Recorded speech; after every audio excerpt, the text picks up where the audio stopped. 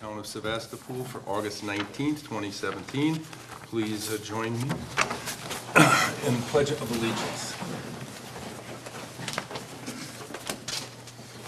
I pledge allegiance to the flag of the United States of America and to the republic for which it stands, one nation, under God, indivisible, with liberty and justice for all. Thank you.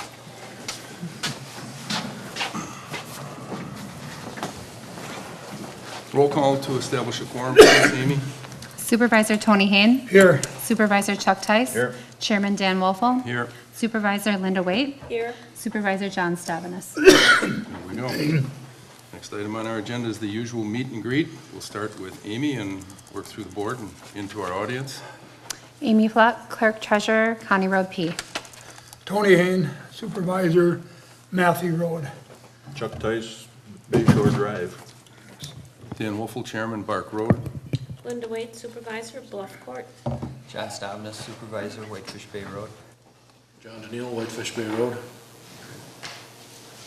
Carol. Carol Boudreau, York County Humane Society. I'm Bob Starr, Sturgeon Bay, and with York County Humane Society. I'm John Murray, I'm with Door County Century Ride, Lena. Aaron LeClaire, Door County Emergency Services, Jacksonport. And Larry Chapman, Clinton Drive.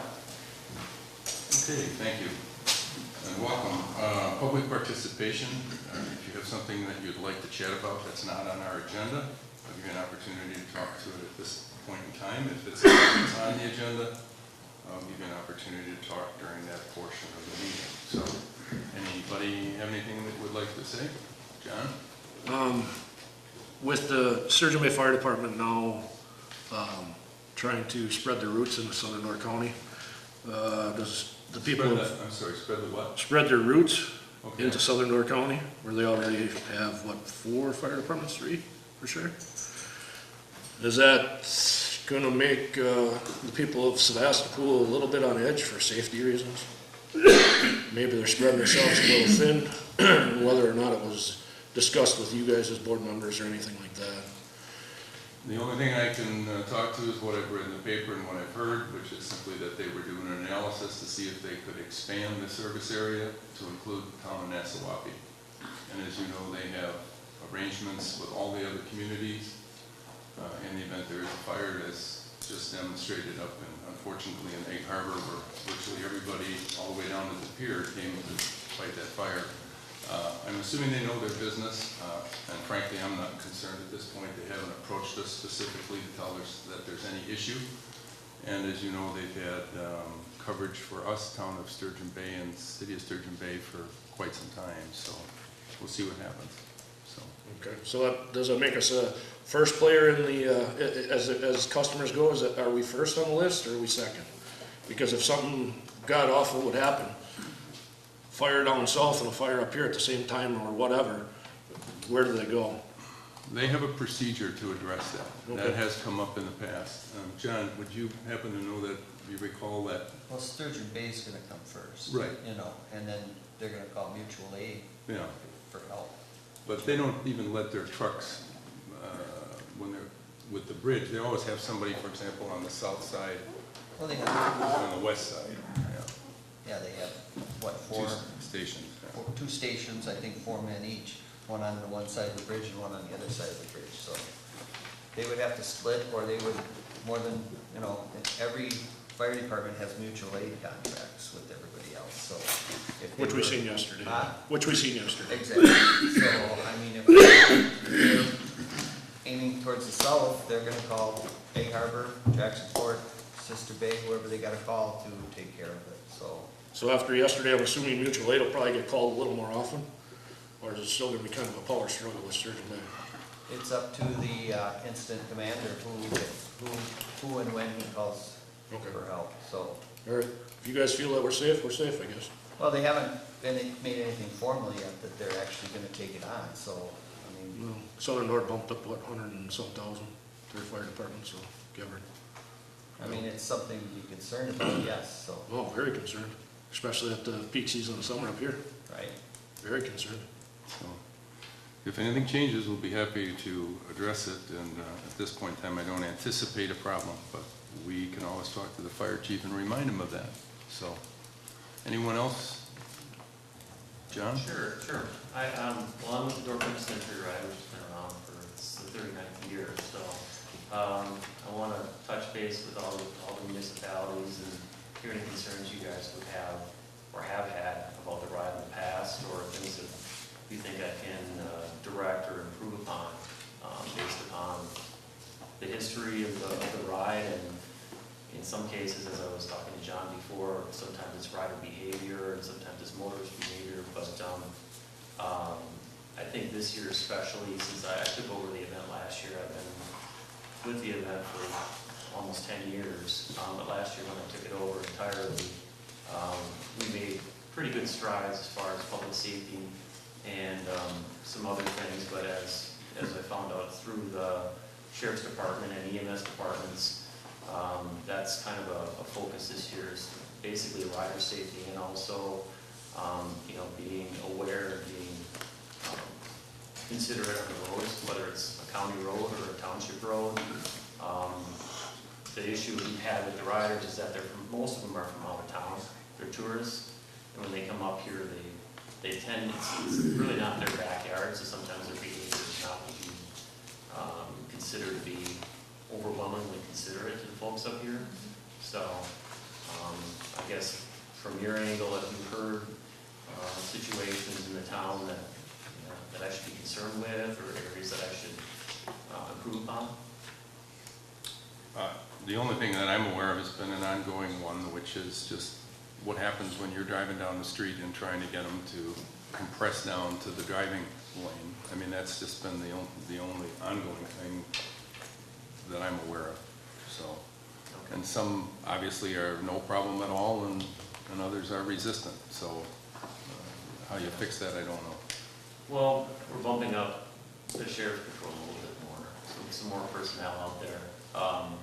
And then also we have actually 6 different vehicles that are going to be out there on our end. So hopefully between the sheriff's department, our vehicles, our operational people, and then I've got 3 more opportunities to tell them to behave in emails and e-blasts and things of that nature. So it's a problem that doesn't go away. It just depends on. We don't want them to go away permanently and not come back, so you have to kind of ride that fringe a little bit of customer service, but at the same time, I want to be steadfast, and especially the way that we number the riders now. If we get repeat offenders every year that are, kind of thumbing their nose at authority, and ask them not to come back.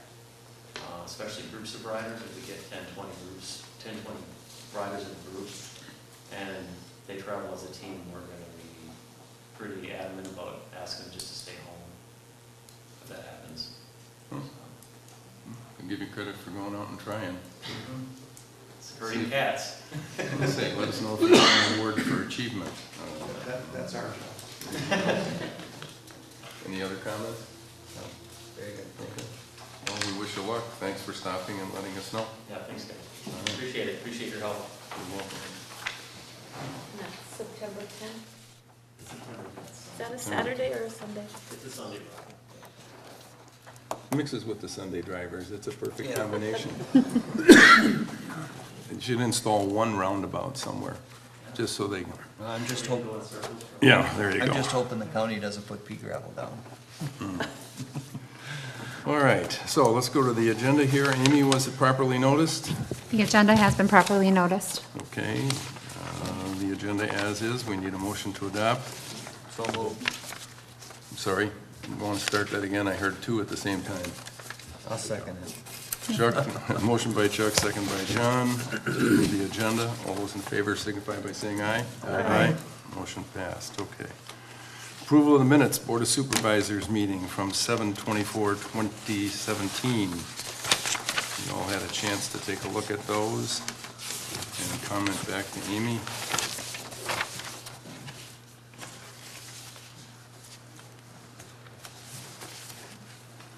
And a motion for Move those. that we approve the minutes for July 24, 2017. I second. Motion by Chuck, second by Tony, to approve the minutes, Board of Supervisors meetings from July 24th. All those in favor signify by saying aye. Aye. Motion carries. Can I make Okay. a comment on these minutes? On what? On these minutes? Yes, Um, after the fact? It's August 21st. In front of the agenda says August 19th. That was caught. Okay, Oh, yeah. That was caught and changed. sorry. You just don't have a clear copy. I must have an old one. Well, we have the packet copy. You're right. I said that too. Pretty good, huh? Okay, here we go. We have, next on our agenda here is we have a report from Aaron Leclerc, who is the Deputy Director of Emergency Services. And we asked Aaron here to come and address a complaint that was expressed from an individual last month at our town meeting. The individual was critical of the response to a 911 call in the Clark Lake area. And as many of you know, the town has 16 first responders who are unpaid volunteers that provide service to our community. They have repeatedly been commended for their service to the community and their dedication. So we asked Aaron here to come in and clear the air with respect to this incident and to address the situation as best you can. So Aaron, if you... Where do you want me to talk? Wherever, you can sit right there. If you can just loud enough that he'll pick you up on the mic, we're good to go. Well, thanks for giving me the call and the chance to talk to you folks about this and address your concerns. So, just the backstory of it, this call came in on July 4th. Obviously a busy time in Door County for everybody. So you know our staffing level from emergency services that day, it is above and beyond what we normally staff.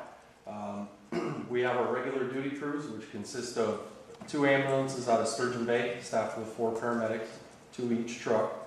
We have a full-time duty crew in Sister Bay, staffed with 2 paramedics. And then we have an additional truck out of that station from May to November that we run from 8 in the morning till 11 at night. That is generally staffed with a paramedic and an EMT. So that's our regular everyday staffing. For that type of weekend, we had a 3rd truck out of the city of Sturgeon Bay. And we also put command staff on, being the director and myself, to assist our crews at the large festivals throughout the county. So both Director Romer and myself were on duty that day.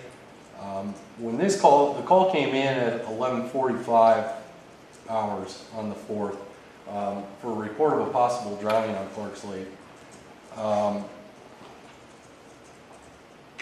We initially responded with myself and a med unit out of the Egg Harbor area. We were transitioning from the Bailey's Harbor Parade to the Egg Harbor Parade for coverage. And also an ambulance out of Sturgeon Bay, where that's Sturgeon Bay's normal response area, is that northeast, that part of Clark's Lake. They go up to the Jacksonport area. When the call came in, it was originally dispatched with Clark Lake Road, and the fire number, I apologize, I don't have that on my notes in front of me, but matched up to another fire number on Clark Lake Court. But again, we were dispatched to Clark Lake Road and or County WD. So units responded. That's what prompted the Sevastopol EMRs to also be paged at the same time and notified. However, on that day, we did not get any response from Sevastopol EMRs. So while we were en route to the call, dispatch, in talking to them, they were taking numerous 911 calls from the area. So we were all paged at 11:47 hours to respond to the Clark Lake Road address. At 11:56, so 9 minutes later, all responding units were updated with the correct address, which changed. Fire number stayed the same, but it changed to Clark Lake Court, which then pushed the call into the township of Jacksonport. At that time, then Jacksonport EMRs were requested to be paged. They were then paged at 12 o'clock noon. At 12:02 hours, Sheriff's Deputy 119 arrived on the scene. He did have a defib unit in his vehicle. And then 3 minutes later, our first med unit arrived on scene at 12:05. And then subsequent units started arriving first. I was actually ahead of my med unit coming out of the Village Egg Harbor, but I had already committed to going towards Clark Lake Road or County WD, so I was on Shore Road heading south. My med unit behind me was able to double back and go up to Jorns Road to the northeast side of Cape Point, which is quicker. Even when we come out of the city, we respond up to Jordan's Road and double back. It's quicker than running through the park with the ambulances. Our average response time on a normal staffing day, like we would be today, to that northeast side of Clark's Lake up in the township of Jacksonport, is over 20 minutes, generally in the 23-minute mark. That is one of the longest response zones we have in the county. Jacksonport EMRs are as well the same as yours, volunteer personnel. That some days we get them, some days we don't. We've been fortunate that we do, just as we are with your township and the EMR coverage we get. They are, just to sidetrack and impart on everybody how vitally important EMRs are to the way our system functions in this county. A countywide ambulance service is very cost effective. There's no doubt about that. It's been reviewed over and over, because by state statute, the municipality, local municipalities, responsible for ambulance services for their citizens. The county, quite a long time ago, had the foresight to kind of put it all together and put it on the county tax base, as opposed to Sevastopol, Jacksonport, Egg Harbor, all the 19 municipalities we have in the county. So a few years ago, that was looked at. What would happen if the county said, you know what, we're done, we're pushing it back to the towns? It would actually increase the cost by $2.8 million just to drop to the EMT basic level. And we operate at the paramedic level service, which is as high as you can operate pre-hospital. So we do get a lot of bang for our buck in that regard. But that system is very dependent when it comes to response time and things on the local volunteers. Generally, when we run the call statistics in the county, our response times vary. Obviously, by the station in Sturgeon Bay and in the city of Sturgeon Bay, we have good response times, generally under 5 minutes. When you look at the north part of the county, in that circle where the core population is, very good response times. But this time of year, when we get calls into the Fish Creek area, Jacksonport areas, Village Egg Harbor areas, that response time starts growing just because of the sheer amount of traffic our trucks have to try to get through. Lights and sirens isn't an automatic 70 miles an hour down the road. If the speed limit is 35, as most of 42 is from Egg Harbor North all the way to Sister Bay, those folks are not going very fast at all. So we rely on those local responders to get there, start that emergency medical care for us prior to our arrival. They coordinate with us over the radio, give us updates so we can start figuring out what our care is going to be for those folks. So when we go back to this day, and I spent a lot of time on the phone with dispatch trying to figure out what happened. It unfortunately came down to an error in the CAD system, and the CAD system is the computer-aided dispatch. And what a big part of the CAD system is based off of is called GIS, so Geographical Information Systems. And it's mapping and how the maps are built into the dispatch software. And what generally happens when somebody calls 911, the callers did give the correct address of Clark's Lake Court. They were very familiar with where they were. Long-time family visitors, a long-time family up in the area. They did give the correct address. When the dispatcher entered it into the system, it automatically flipped it to Clark Lake Drive, as opposed to Clark Lake Road, as opposed to Clark Lake Drive. And with the fire numbers being possible to be in that same area, north and south, it didn't click in her head that it was wrong right away. She had a lot of 911s coming in on top of that call. There were multiple calls from that scene up there as well. So that's what led to that delay in the re-notification, because what they do in their process then is when the 911 phones stop ringing and they have the time, they replot the coordinates of what was given, and that's when they found the mistake. Where that caused the delay was paging the Jacksonport EMRs as well to get to that scene. 2 did come after they were paged. They were actually 2 off-duty paramedics. But again, they arrived after the fact, but they still were used in the transport of the patient in question. They generally, I think that day would have had a 7-minute response. I started to talk about our response times a little bit, again, because of how we had our ambulances positioned that day. That was one of our quickest responses ever from the ambulance standpoint. So in speaking with dispatch, the request was put into the department that handles the GIS, the coordinates for all the mapping we use. That road, it was the entire road, has been fixed, so that problem does not occur again.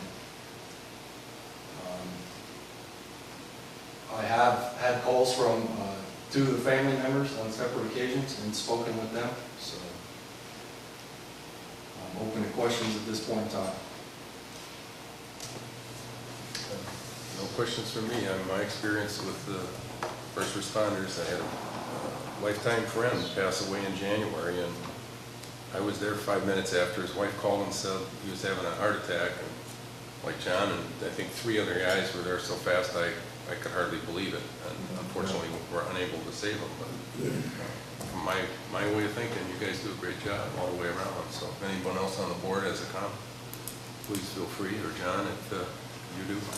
Aaron, on August 2nd, off of that case, Sevastopol was called out again, and don't get me wrong, I know first responders all have jobs, and don't take it the wrong way. Then there's 16 of them in the town of Sevastopol, which I think is a little shallow. I think, as sitting here personally, we should step it up a little. Do you want to be a first responder? What's that? Do you want to be a first responder? I used to be. I used to have my fire credentials too. Okay. I can show you an article out of No, my I journal.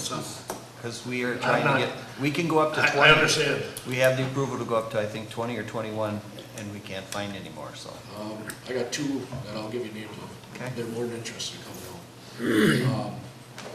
16 of them, which I understand we have in the town. We are a very big town. There's a lot of ground to cover, which I understand. August 2nd, 8-2, 13-minute response time from Jacksonport responders. And Sevastopol was called out first and nobody showed up again. And I'm not saying, don't take it the wrong way. I'm just saying, I understand people have jobs. But do you think it would help if we had more responders, or if we could talk some people into being either a first responder, or would it help if we maybe offered to send one person for EMR courses and let the town cover it? Because I'll flip some money for it. Send one person for what? One person for EMR courses, and the town would flip the bill for paying for it? Well, the Or town is there would, grants for it? the town would. Just so we pay could for it. gain one more full-time person? I mean, would it help? So, just, my head takes a little No, while. yeah, no, it's all right. So we have, I don't want to call it staffing, because it's voluntary. We have this issue across the board in the county. And it isn't just our county, it's not just our state, it's turning into a national issue. Which I understand. So all the things you've talked about, the paying for it, all that stuff, we're floating those ideas at our level, because we, as emergency services, one of the things we provide is oversight and guidance to all the EMR groups in the county. We pay, as in the county, through your tax dollars, we pay for all refreshers, CPR, training. The initial training, we're trying to find ways to do that. We've started doing reimbursements with the townships. If we have extra money in our budget left over at the end of the year, we try to work that out. The recruitment wise, I'm the assistant chief up at Jacksonport Fire as well. Some days, they tell me. We have the same problem there. We have, fortunately, I've done very well at recruiting paramedics to move to Jacksonport. So that's the bulk of our EMRs. I only have 2 straight EMRs on our department, and then 4 off-duty paramedics when they're off duty. So our township isn't nearly as big as yours here. But we're 36 square miles there, and we run very tight, tighter than you folks do here. And we're finding this again throughout the county. We're trying to find ways to I guess, entice people to join. Whether it's through, wellness program, just stuff we're trying to work with them. We started rolling around ideas with a why and things if we can find ways to just get some type of benefits to volunteering for your community. Because the reality is, while they may be paid for, that hour they're on a call, it generally doesn't compute too much when you look at it over time. So it's a constant battle. And again, with how imperative the EMRs are to our service and how we serve the communities in the county, I can assure you we're really trying to find ways to keep working at this. And No, which I understand, and everybody should. Yeah. We're a big piece of ground that lays between Sturgeon Bay and Sister Bay. And Absolutely, Jacksonport. yep. And Absolutely. we cover water to water. Yep. And that's a lot of ground. Absolutely. But then on the other hand, it's another thing too, because somebody that is sitting, 3 miles out of Sturgeon Bay, it's gonna take him a long response to get all the way up to Clark's Lake too. And Exactly. the ambulance is gonna beat him, but, I guess can they, we do have a lot of dedicated first responders, and, like Jacksonport, we're trying to recruit more first responders, and the town has been more than gracious about, working with the county to pay for them, so. like I said, I don't want you guys to take it the wrong way, but, on the north end, the Clark's Lake area, and it's just my thought, and you guys, I'm sure, have thought about it. Maybe that mutual aid comes out of Jacksonport a little more, Yep. just to shorten up the time frame. Yep, and we've, with John specifically, from the Jacksonport side, we will call for John, just if we know he's around, because he's quicker to that area. Yeah. So one thing that, and this is kind of just a general observation for you, and this is solely my perspective, and you can forget I'm wearing a patch on my chest tonight, but, so I've been part of the fire service up here for 20 years now. I've been with the county for, I think, 14 or so as a paramedic. One thing that I've seen that's drastically changed over time is that the borders don't mean what they used to. It used to be, well, this is our territory, so we don't want Sturgeon Bay coming here. And this is our territory, but I don't want Bailey's Harbor coming here. That mentality has changed, and yesterday was mentioned. That was an operation that we've never run to that level before. We've had some big fires, some in the city, but yesterday was a whole nother level, specifically from the medical side. We called in ambulances from Kewaunee County, Brown County. I did a paramedic all-call, and I did an EMS all-call. None of those 4 things have ever happened here. And we had responders from as far south as Union and as far north as Liberty Grove. So I think those walls have come down. I know they have. And that's helping the recruitment, a lot of the stuff like that people look for. So it's things that we can start building on and utilizing the other townships and their responders to try to help. But again, more of that you had mentioned before, it's the jobs, right? Everybody has jobs. And this is fire side and EMS side, emergency medical responders. And it's, I think the biggest, and John, you probably agree, the biggest challenge is our daytime coverage. Middle of the day. Right, after 6 o'clock at night, generally good shot. I have a different challenge with the good majority of my EMRs being paramedics. They're generally working 24-hour shifts, so we try to keep a very close eye on who's available, who's at home. And even at that, we still have times that we don't have anybody available. And you're looking at some of the longest response times in the county on the ambulance up in that area. Like I said, I'm not picking on. I know, Don't absolutely. take it I'm that just way. trying to give you good Just, answers. I mean, So, if it's open opportunity that they can call out mutual aid out of Jacksonport, Egg Harbor, or even, Sister Bay, Yep. just to shorten up the times, which I understand, like I said before, we're a big piece of ground between Sister Bay and Sturgeon Bay. Absolutely. Yep. And finding somebody to do the job is another question in itself. Yep, and that's what we're, I think you've seen more recruitment towards high schoolers. Even full well knowing that you'll probably only get a couple of years on them and a couple summers. But we had a lot of luck with that. Fire-wise in Jacksonport, when we had some young boys that we recruited out of high school, and we kept 3 out of the 6. The other 3 we lost to, better jobs out of the county. But that strategy kind of worked. We've started running into a brick wall there. Mentalities kind of change, things like that, so it's us making what we do appealing to people and getting back that sense of pride of serving your community and things like that. So those are things we're trying to work it on, and then, you know, funding is always funding, so, because it's your folks' tax dollars that we have to, you know, we have to be very responsible with planning simple, so. Anyone else have any comments? Is our system, the enhanced system, can it pinpoint by phone? Yeah, that's what the it, locations? so, and that's what, it depends on the type of cell phone you're calling from. It doesn't necessarily matter by carrier, so Cellcom or US Cellular or, you know, those Verizon, whatever you get when you get outside of Door County, I'm not that familiar with, but, some phones it can, some it can't. So they're still working on systems for that. Dispatch is gonna be going through a 911 upgrade to that part of the system. It's a little above my knowledge level, so I don't wanna tell you something that's inaccurate. But we are getting ready to go through that upgrade, which to my understanding was gonna improve those capabilities. Linda, you have a comment? I believe the county is also addressing the single channel frequency so that everyone is on the same.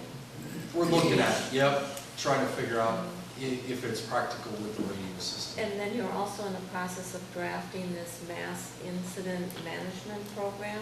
The mass casualty plan, The yep, mass- that is done. So, but that'll take a while to get out and train all the groups in. So even if there weren't a casualty or casualties, you would at least have the plan in place and Yep, could address. yep, and we'll so part of emergency services is emergency management. That's why we're called emergency services and not Door County Ambulance. We handle emergency management for the county, which is mandated by the state and federal government. You have to have somebody do it. We drew that straw quite a few years ago. So you folks being board members, you know, you say yes when I ask you, should know what the emergency operation plan is, right? Yes. Absolutely. Yeah. Grab the shovel. No. No. Well, In the office. Yeah, it's It in is the office, and that's where most of them are. And what it is that's something that's mandated by the multiple levels of government. The current director has a lot of experience in this, and he's updating that book. It generally has to be updated every year, but what we're doing is the emergency operation plan kind of comes from a little before the 9/11 era and right after. We are now updating to an emergency response plan, which has, it's much more in depth, much more user friendly, that has, I'm drawing a blank on the term, there's a lot of acronyms. But basically it breaks down everything that needs to be done in large scale incidents into 17 areas of operation. And he's got to work through those and create those for the county, so we can properly function and make sure that in a major disaster that we are doing all the right things to get to qualify for state funds, federal funds, things like that. You know, we don't, knock on wood, somewhere on the floor, we don't see a lot of flooding in Door County. We don't have a lot of earthquakes. We live in a good place. There's no doubt about that. But that doesn't mean that we can slack when it comes to emergency preparedness and how we function. But the biggest part of all that is, you guys have seen that binder, but do you know what's in it? Do you know how to work out of it? No, and that's our responsibility to train folks as yourself throughout the county, our responders, the county board personnel as well, county administration, city administration, all those folks who may have roles in large disasters. And they do happen here, right? I mean, we've had a couple tornadoes, Hills and Bay explosion, things like that. So we're not immune by any stretch of the imagination. I can't remember when I last looked at that book. I think probably when we got it.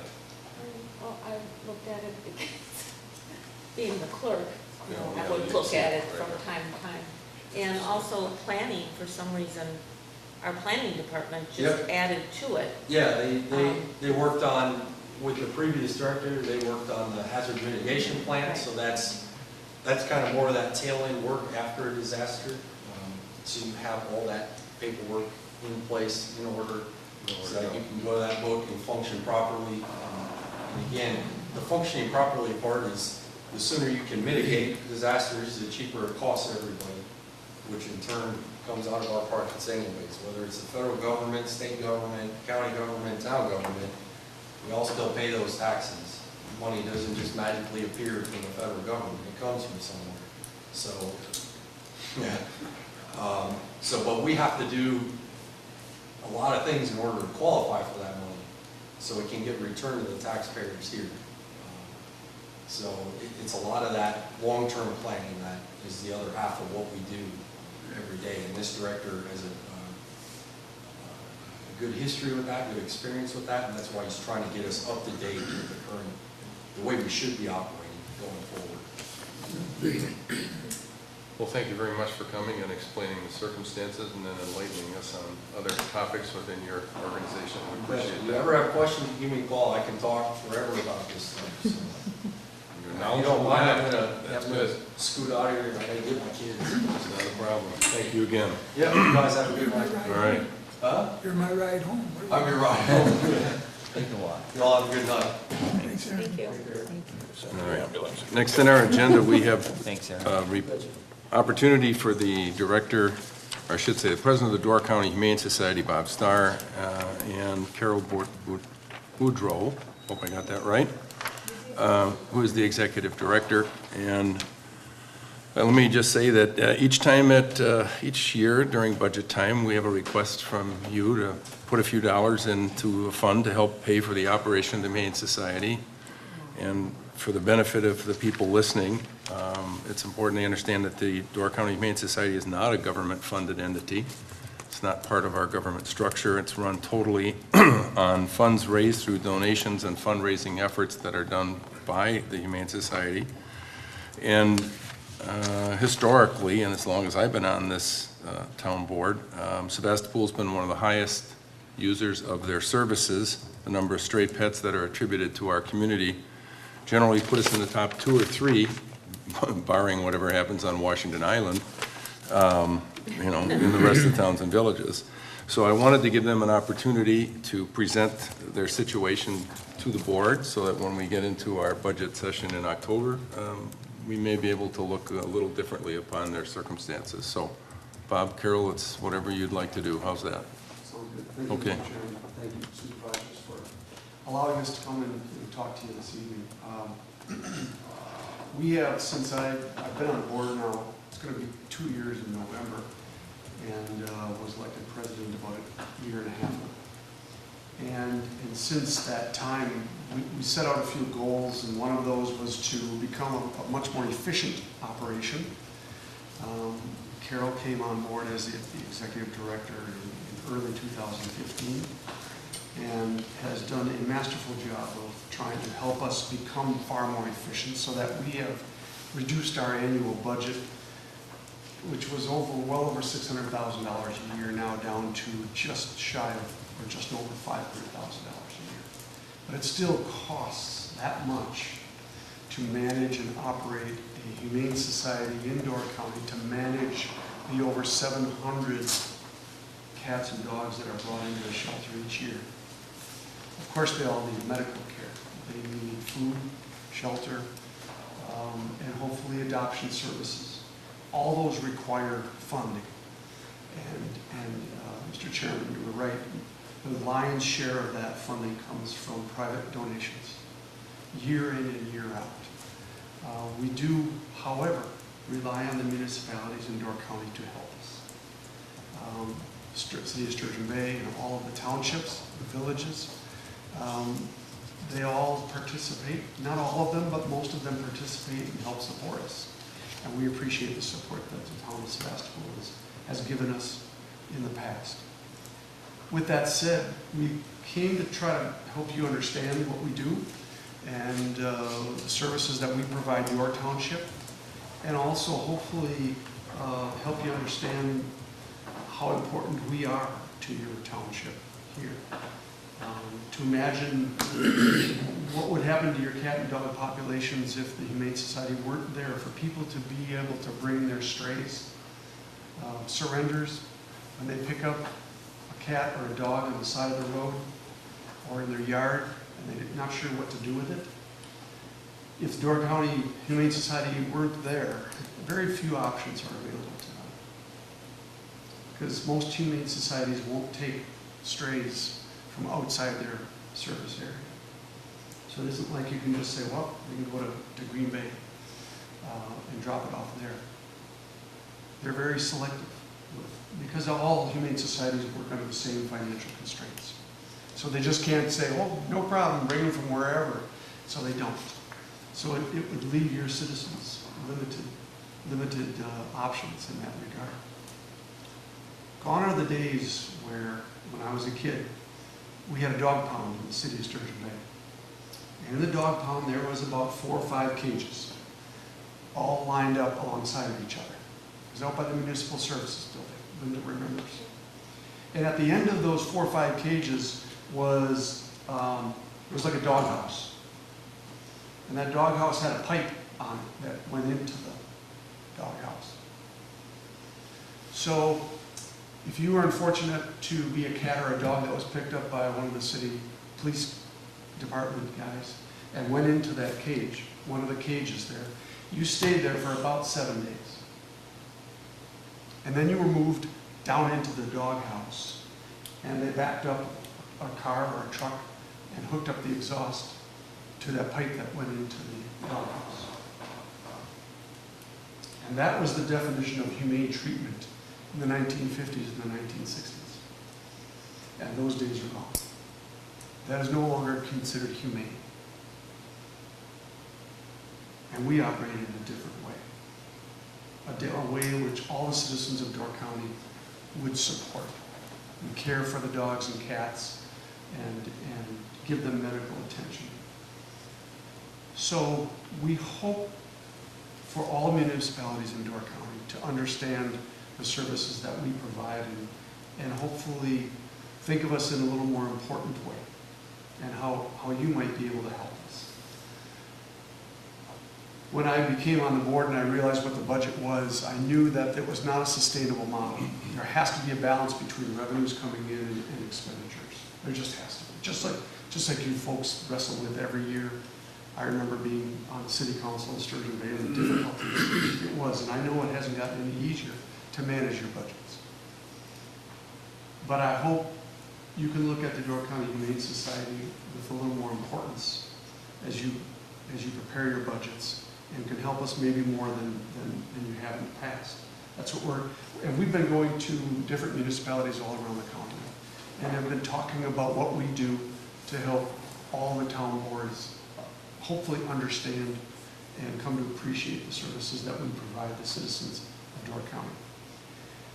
Every township's going to have a situation like what we were involved with last week, and that was Washington Island.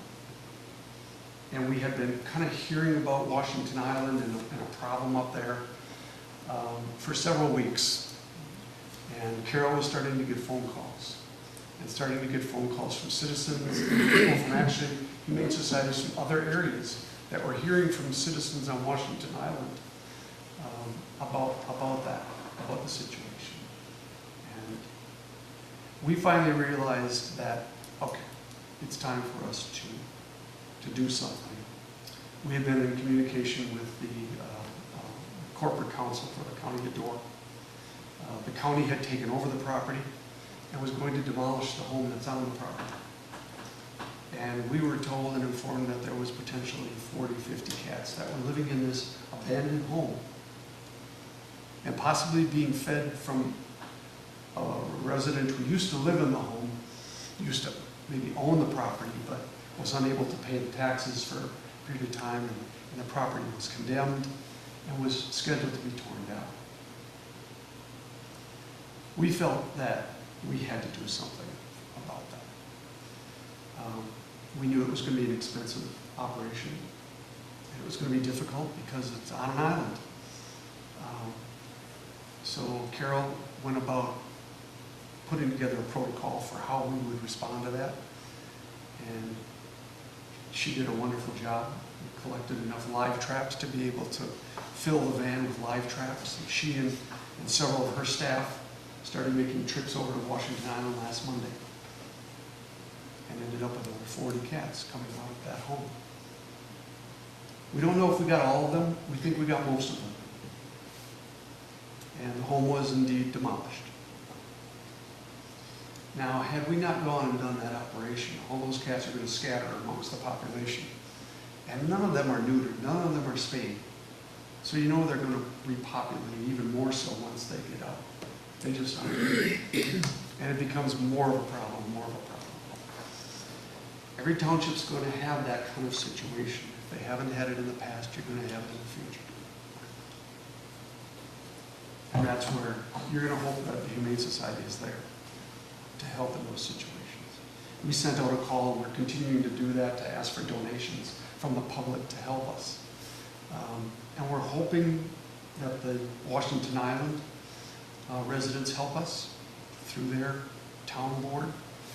We hope that the county will appreciate the amount of funds that we had to expend and help us. But we don't have anything yet, because yet along those lines, and we don't know whether to expect that from them. So we really operate from donations for the most part. Between all of the municipalities in Door County, they make up less than 5% of our total budget each year. So it's pretty difficult when it just simply costs that much money to be able to staff. We need people, we need supplies, we need kitty litter, we need dog food, we need cat food. And then we have to promote the organization to be able to make sure people are aware that if you want to adopt a cat or you want to adopt a dog, where should you think first? Think your local Door County Humane Society.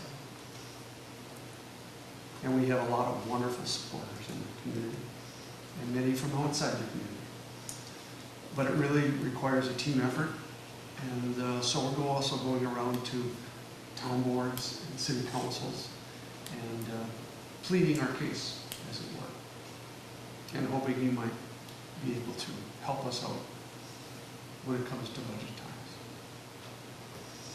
Carol, you've remained silent. Yeah. Sevastopol, you're right, it is typically the third or fourth placed community that we get the most cats from. I had heard somebody say something a while back about concern about whether or not the cats come from the region that, you know, like when we divide up those numbers, are they legitimate? Are they real? And so what I thought I would do this year to give people, you know, on these committees more comfort in what we're doing as being right, I ran out your numbers for January through July on the number of cats and dogs that we've taken in so far from Sevastopol. And 43 cats and 7 dogs. That's through July. But then I took it further and I looked at where they were coming from. And I think this is where Washington Islands becomes a little scary for you guys, because 35 of the 43 cats come from 4 addresses. So that means you have 4 places in Sevastopol where the lion's share of your cats have come from in the first 6 months. You got some problems. In one case, it's an individual who has continued to bring us cats for years and will probably continue to do so. In one of the other cases where there are 15 cats, they actually come from the neighbor's house where she continues to feed them. So you've got a few geographic spots, hot spots, if you will, for this year for where your cats are coming from. We could turn them away. You know, by the time you see somebody show up at your door for the 8th time and they're bringing yet another kitten, it's like, okay, you got a problem here. You need to get your cats neutered or spayed. We offer a solution to that, if you would take us up on it, but we don't, is it costs $65 for us to spay, neuter, give a rabies shot, vaccinate, do a snap test on an outdoor cat. But people aren't going to pay that kind of money for an outdoor cat, especially when they can just keep bringing them to us. But it would be nice if these households that are bringing us 5, 10, 15 cats through the course of the summer, and remember, we're only hitting second kitten season now, so that household that's already brought 15 is probably going to hit 30 by October. If you can move them along, if we can get those people to spay and neuter their cats, that would solve a lot of the problems with the cats coming in from your neck of the woods. But in the meantime, I still have all these cats that are coming in, and I can't afford to keep paying ad nauseum for cats on the budget I'm trying to run. So, you know, we're not just here, I guess, to say, help us financially, but we really like to work with you to try to address some of these households that have an abundance of animals, so that we can decrease these populations and it doesn't end up a situation like Washington Island where you have one individual who puts out food continuously and that population of cats just grows exponentially until the person who's feeding can't do it anymore or runs into some sort of issue. And now you've got all these cats running through the neighborhood. So that's probably more than we were expecting. You just recognize those things are happening in your own township. Well, I mean, it answers one of the questions that, you know, there's been 2 perennial questions in over 10 years that I always hear when we discuss this, and one of them is, well, that cat could have come from Jacksonport, or that cat could have come from, you know, wherever. And admittedly, poor old Jacksonport gets credit for some of ours, and Sturgeon Bay does too, but I wasn't aware that we had a couple of 3, 4 places that are contributing that much to the problem. Apparently That's they're not the- licensed. Yeah. Wouldn't that fall under one of our nuisance ordinances? Because we do have Well, under limitations. animal control. Are we privy to obtaining those names and addresses so that they can be contacted? Yeah, we were getting asked by this, one of the residents that she's referring to, you know, what can I do? And we did suggest that he talk to the supervisors to make them aware of the situation. We don't know if he did or not, but we did make that recommendation. Because we recognize that we believe you have ordinances that would help out in those situations.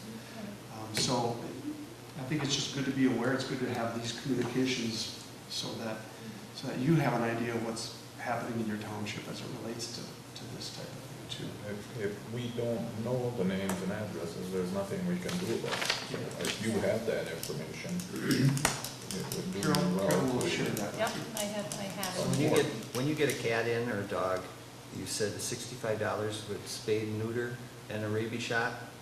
Yeah, while we're running a clinic, we have to get an agreement with a vet at the time to run a clinic, and we've run several of them over the last 2.5 years. So out of the 40 cats from Washington Island and the 43 cats from Sevastopol, you're spade and neutering 83 cats?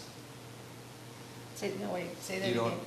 do you spade and neuter every cat or that comes in there and every dog? Anyone that goes out is spayed or neutered. Okay. Everyone that comes in, not necessarily. Right, but you take them and get them spayed or Yes. neutered. So Yes. then it costs $65 from the vet to get it. It's a special program that we have. It's not the one that the Humane Society has. This is a special offering that we put out to the public to say, we will take your outdoor cat and we will have it spayed, neutered, rabies shot, snap test, and we'll trim an ear so you know it's been done for $65. And it could become a barn Okay. cat. You know? Yeah. Right, so, and it So gets when you released back when to you the get them outside. spayed or neutered, you don't, it doesn't cost you that $65. No, it actually costs us more by the time you add everything together. Okay, and then when you It's turn 65's around, a deal. you keep them for 7 days at least, and then how much would you sell a cat or a dog? Or not sell, but Yeah, I know what you mean. adoption fee, yes. The that law sounds better. changed, and we have to keep cats and dogs for 4 days only as strays before they become ours. On day 7, we can euthanize if that is deemed the appropriate course of action.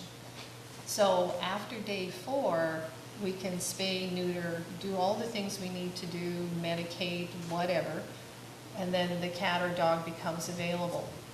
Cats, right now, kittens under the age of 6 months, we try to get $90 for them. If they're 6 months to 8 years, $45. If they're over 8 years, they're free. But quite honestly, if you come to me and you say, I will take 3 of your cats and I can give them a good home, and I believe you, I will hand you 3 cats. John will be there tomorrow morning, I guarantee it. Okay, and if you want more than that, just convince me you can do it. So, but having said that, you can see based on the prices that people are not banging down our doors trying to get at our cats. Right. So last year, we brought in around 600 cats. We adopted out about 360 cats. There's more So what cats happens to than the other people. 240? Exactly. We used to hang on to them till we got them adopted out. Well, that's not a really good way of doing things, because we were forever, up to the rafters with cats. Right. So what we started last October is building relationships with several humane societies south of us. And we're an anomaly because typically animals are transferred from south to north. We transfer from north to south. So through relationships that we've been able to build, last year in 2016, we just started in October, we transferred out 65 cats to other humane societies where they can get up to $265 for a cat, and their cats are adopted in 6 to 9 days. Give them another 65. We did. We gave them 83 so far this year, and we're trying to set up another transport. So, as soon as we can, we're trying to move these cats into other humane societies, into other geographies where there's a demand for them. We don't have a demand. You want a cat, you go next door, you pick one up, you take it home, you got a cat. If it dies, you just go get another one. It's a very different mentality here with cats than it is, let's say, in Milwaukee or Chicago. So what we've been able to do is get these or build these relationships. And so right now we have relationships with 3 different humane societies, and I call them almost weekly. You ready for some more cats? I got kittens. They in their areas aren't getting what we get in the way of kittens. So She's been able to reduce the average stay in the Humane Society from about 64 days down to about 27 days on just the for average. transport. So that's more efficient operations for the Humane Society. It's good for the county as a whole because we clearly have a saturation. Yeah. We will never be able to adopt out all of the cats that come into our facility. So Carol had some prior relationships with directors of other humane societies, and that has really proven to be a godsend for us. So that we now have a source, several sources, where we can bring, somebody donated a wonderful van for us, and we can load the van up and bring deliveries to other humane societies. So it's very helpful for us. I remember hearing about that, and I thought that was great. Although I never expressed a second concern, that was one that was often voiced, was that as a no-kill shelter, you had this humongous population which was causing a burden. But Right. I knew you moved into Green Bay for a while to increase adoptions. Right, we're still at PetSmart. Still at PetSmart, and then I, of course, had heard about your most recent experience, which I thought was, terrific, to cut down the population and control expenses indirectly for everybody. So I thought that was a great move, so. Yeah, it's kind of, this ability to transport the cats out has been a godsend in many ways. this time of year, typically, we have 180 to 200 cats in the building, and the building will not accommodate that many cats. If we were in the same situation this year as we were last year, and we got the call from Washington Island, Bay Area would have had to come in and take those cats. The Wisconsin Humane Society would have come in and taken those cats. There would have been humane societies from outside of the area would have had to come in, take the cats, because we couldn't have done it. I don't think that's really the way we want to be perceived. And so, you know, it's nice that we're able to, yeah, I can take in my, because I've gotten calls from humane societies, you need help, you need help. It's like, no, we have enough space. We need help with resources, we need help with the finances, but we have the space and we can take care of the problem ourselves. We can take care of this issue ourselves. And that's kind of a nice place to be, because we do get calls from other humane societies when they're overrun and they're not able to manage their own situations. And nobody likes it when you have to start doling out to other humane societies under those circumstances. Other humane societies usually get the cream of the crop, and you're left with the ones that you have to work with, shall we say. So it was nice this year to know that we had the ability to go up there, and if they had 60 cats, we could have brought them back to the shelter and been able to manage that situation. So, I mean, the idea is to look after the county and to keep these cats moving through and out into homes as much as possible. And so we've made some big strides in the last couple of years towards doing that, but it still comes at a cost. Does anyone else on the board have any questions, please? I'm trying to look at different revenue items for you. Do you have a crematorium out there? Yes. Okay, because I pay dearly to have my pets cremated. Have you ever thought of utilizing that? And then also, We do. is there such a thing as a pet cemetery? Interesting you bring up both of those. One, with the crematorium, we do cremate for the public. Okay. We advertise quietly in our brochures and our website and those sorts of places. We can't come out in a big way because it looks like we're competing with the other veterinarians who make money off of the services that they offer. They don't have a crematorium, but they have a service that they use. And so, you know, you pay dearly at the vet. We charge, it depends on the size of the animal, $40 to $120. It depends on if you want a private cremation or if you want a public cremation and the size of the animal, what we're going to charge. So we offer that service. We just haven't found a nice way to get that information out without the veterinarians feeling that we're kind of pushing into their space. And then the second one you mentioned was the pet cemetery.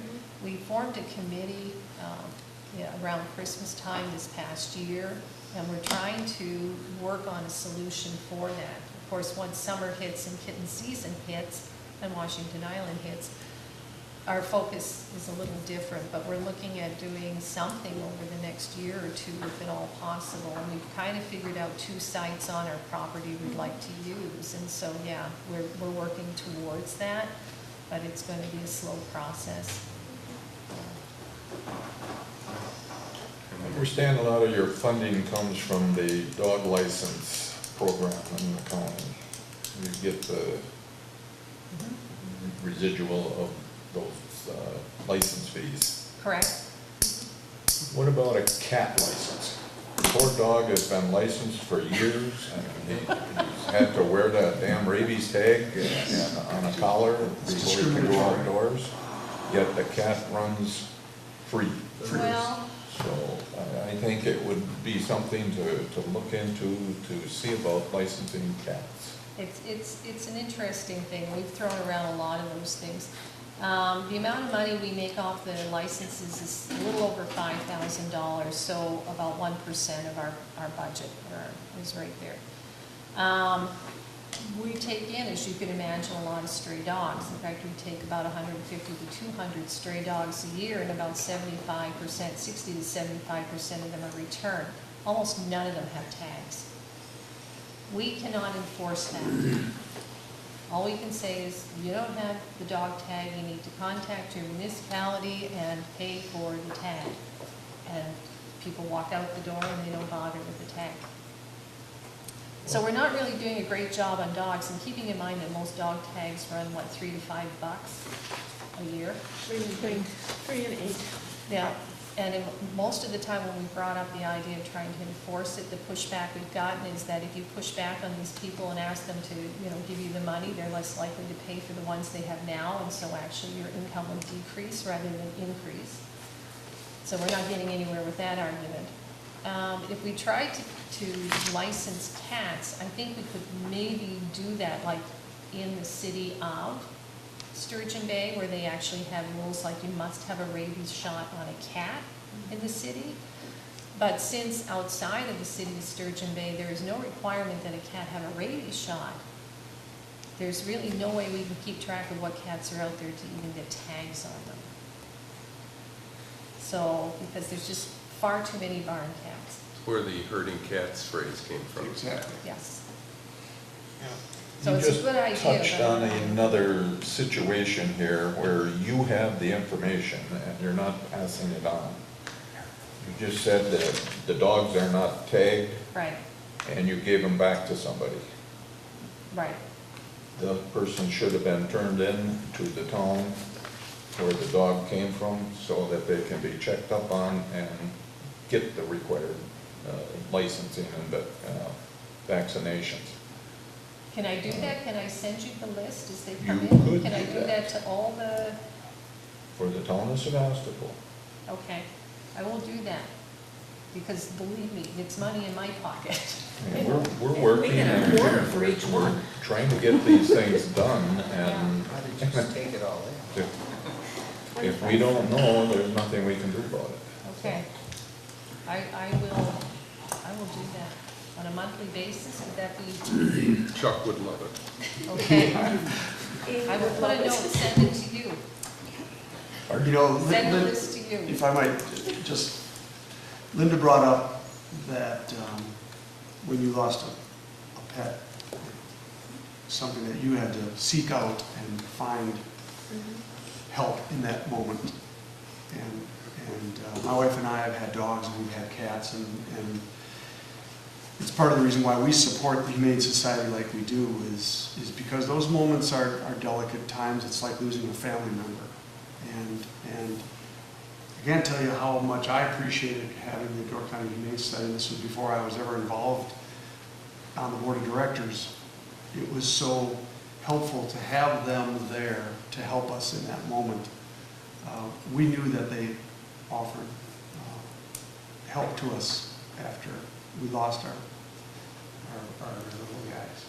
So I just think that's such an important ingredient for county residents to have, to know that they have a place like the Humane Society to be able to help you out. They are so nice for folks that come in those moments.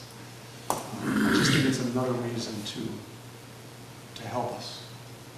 So, Okay. Well, unless anybody has any final comments, we got one left. Just to go back to that, those offering cremation services, I'm sure the veterinarians are making plenty of money on other services. we just. Perhaps you should promote it a there's little bit also- more. There's just a delicate Okay. political Mutual balance that respect we have for to each do. there, We okay. we try to be as careful as we can. I think Okay. the other side is they get a lot of help from the veterinarians at Exactly. the Humane Oh, of Society. course, Yes, they do. And They offer a lot of help services. to us. Right. Without charging And, or discounted charges, they really do. So we try to be delicate Yeah, about that sounds more than fair.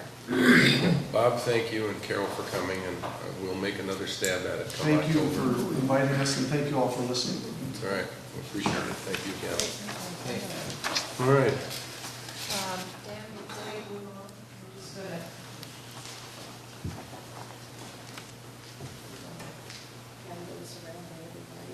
okay. The list, Chuck was chiming, yeah, he was just dying for it. Okay. We'll go through it, we'll You've figure got it out. the list. Thank you. Okay. All right. So back to, where are we at here? Pending business. Pending business. So we have the Clark Lake Dam status report, and that's Tony. Yep. I was down there last night, 9.25. I cleaned the grates, everything's flowing good. Another good month, no complaints, everybody's happy. Yeah, right. How much, Never. in the last time that you went down there, Tony, just out of curiosity, between the last rain, where we had another, what, inch and a half of rain or something? Or what? Yeah. Did it? It was up to 9.4 for about a week. Okay. And then, you know, I use a rake now, I don't pull the grates, I just clean them. And it's more of a moss. You know, it's not the big sticks. So I clean it, you know, I just scrape them and it flows right through. So, Well, they're waiting to do some work on Whitefish Bay until lake level comes down, and at 9 1/4, it's still up there, so. well, I can get her down in about 24 Yeah, I know, hours. thank you. And I can go to jail with the DNR. Okay, anything else on Clark Lake? No, all right. Haberly Road parking lot, Chuck, you wanna? Well, the parking lot's in, the bills are all in. We're waiting on a few signs to be placed. One on each side of the road, 100 feet south of the creek, or west of the creek, and another pair 100 feet east of the creek, and one sign up at the driveway indicating that it's public parking. Okay. The signs on the road would say no parking this side of the street. So they've been turned over to Highway Department when the site is marked so diggers can get out there and check things out. Once that's done, the signs will be going up. Okay. I got a call from Greg Colters today. All the bills from the county, the construction of the lot and that are all in now. So he's waiting on our contribution to the program and the in-kind contributions. And once we get that put together, he can send it all in and the grant will be paid at that point. It looks like the project came in a few bucks less than originally intended. I believe he said it was in the neighborhood of $6,200. Originally, we were looking at $7,100. So we're gonna get some money back? Yeah, Well, it's grant dollars, we don't get it, so. we didn't get it in the first place. The project is almost finished, put it that way. Okay. Good. Give it to them. Take off $900. Anything else on that? We're gonna move that off the list, great. Got a question on the floor. Sorry, Is there gonna be hunting on that property? I don't anticipate it. We talked, That property is private, correct? pardon me? The property all around, the property that you guys put that parking lot on is private, correct? It's owned by the town, it's the former, are you talking about the No, land? The dump, yes, it is, but. All the around rest of the dump property in is the private. neighborhood is private property. Right. There are, So there's no hunting, because it's town property, and the reason why? Because it's a landfill, Okay, and we don't believe that the landfill should be something that's accessible to people, and the DNR wants us to maintain it. They don't want people traipsing through it, so I don't see any reason why, with all the available space in Door County, and since for the most part it's cleared, that we should have people on the property. but you let people park on it to run their kayaks up and down the creek, correct? Creek is not ours. No, it's federal government's. Right. We have nothing to do with Geisel Creek, other than that happens to be in the town. Okay. No, I'm just trying to justify the means why we put a parking lot down there to, where does the money come back to the township at the end of the day? Well, the parking lot was in conjunction with a project to help eventually clean out Doones Lake. And maybe you were aware or not aware, but there was. Yeah, they ran dredging. down the end of Pluer Road, that's the only way we could get in there. Right. Correct. And so this became part of that effort to demonstrate access and to find opportunities for additional funding from grants and others to continue to dredge that area in the future. And that's how that parking lot came about. The parking lot is on the property we own, but is not part of the physical landfill. In other words, that area was not used for any landfill at all. It was Okay, just so the parking access. lot was put there so they could continue the dredging? That's how I'm supposed to understand it? it's part of a project that ties to Dunes Lake. Okay. And it did this, It was a requirement that, in order to get a grant, that there had to be public access to the lake. In order But there's to not public access. make the public access to the lake, via we Geisel Creek. there is. use Geisel Creek. Did any of you guys take a kayak and try and But launch it from there? you, in order to not have everybody parking on the road, we had to put the parking lot I in. just asked you a question. Did you personally take a kayak and try and launch it from that bridge? I've done it, You have? yes. I have too. Since So we then you guys can tell started, me exactly who cut the trees down in that creek, because I had a kayaker go down there the other day. Because that's a federal offense. I can't answer that. And the funny part about it is, I'm sitting here going, why are we pissing our money away in a parking lot? I understand the grant money. You guys understand Fluor Road goes all the way down, and that entity that owns that property owns right at the end of Fluor Road? We know all of that, John. You're not giving us any new news. Well, I'm only one person, unfortunately. And here we sit again.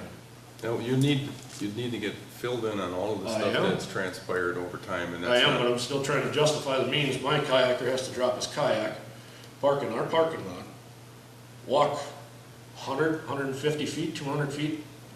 How far is it from our parking lot to that creek? Anybody got that answer? Are you talking be about about on Whitefish Bay 300 Road? feet. 300 feet. So they put their kayak on the side of the road, Heberly Road. And you guys launched from Heberly Road. You personally did. Yeah, Really? yeah. I got a guy that's been doing it for all of his life, better part of 50 years. And he said any unexperienced person is gonna drown right there. So no, all you guys did was create a liability for the township. Okay, well, we're done with this conversation. Let's move on. Sorry, John. Keep it up. Okay, on the capital plan, I'd like to try and have a meeting with the board in September. I think we sent out a note on possible dates, and I think the first note was we were going to try the week of the 4th, but I think, Chuck, you had an issue with that? September?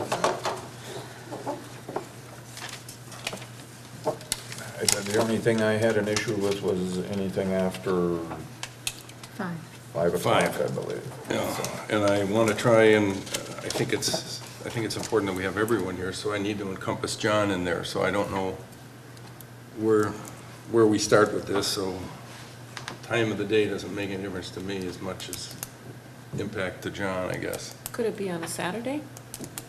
Yeah. Not on Labor Day, Saturday. No, not Come on on, Labor. let's do it Labor Day. We'll go ahead, you'll be all by yourself. I'm not coming in on Labor Okay. Day either. It can be during the week, or it could be a Saturday morning if you wanted to do that for a little bit. I mean, it's whatever works. Saturday morning would be fine. Okay. How about the rest of you? Not at noon though. Pardon me? Saturday morning means Saturday morning, like at What? 8 o'clock. Yeah, I said Saturday Okay. morning. At 9. What's No, that, Ninth mistake? September. Sometimes it's 9, 9:30, 10 o'clock. No. Are we talking Saturday, September 9th? Saturday, September 9th. Anybody have a problem with that? What is, no, the 16th is opening bow season.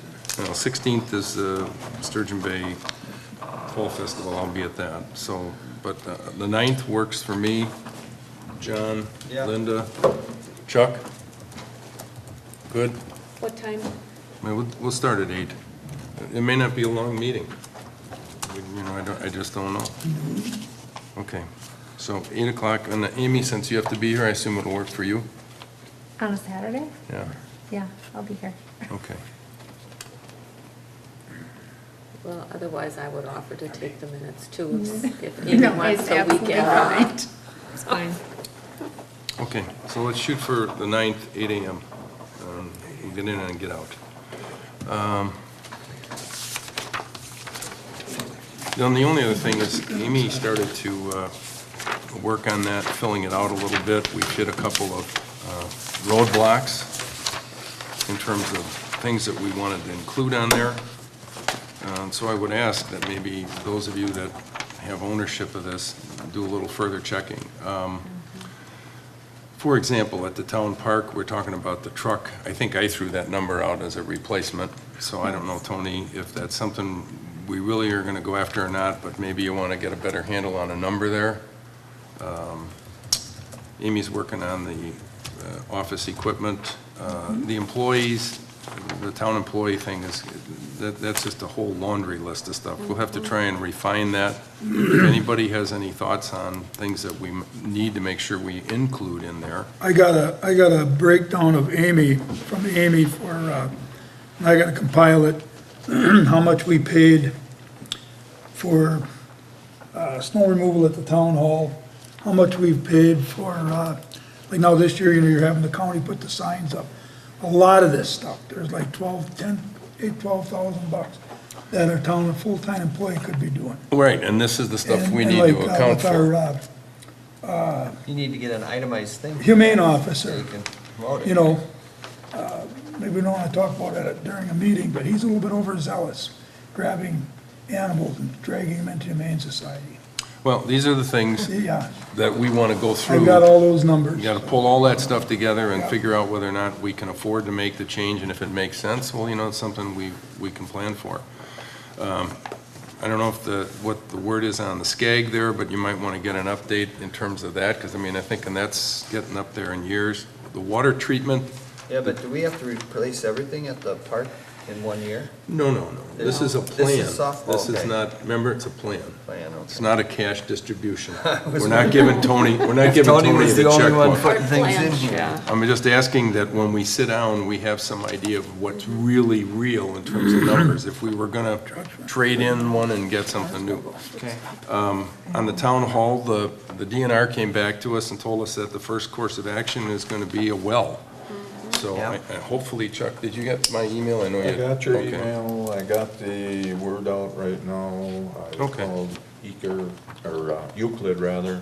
Okay, He's going to come out here and evaluate the situation, see whether a new What we can well do. would make sense, or can he drill inside the one we have now? okay, great. So if you There will can, be some, we'll have that information then, so we're good. Didn't he give us an estimate a while ago? The school fixed their sewer pipes. We did, and that's why I asked over a Chuck. year ago now, yes, we So it had. would be somewhat close to that, we have some idea then, okay. Yeah, so we want to get handled on that.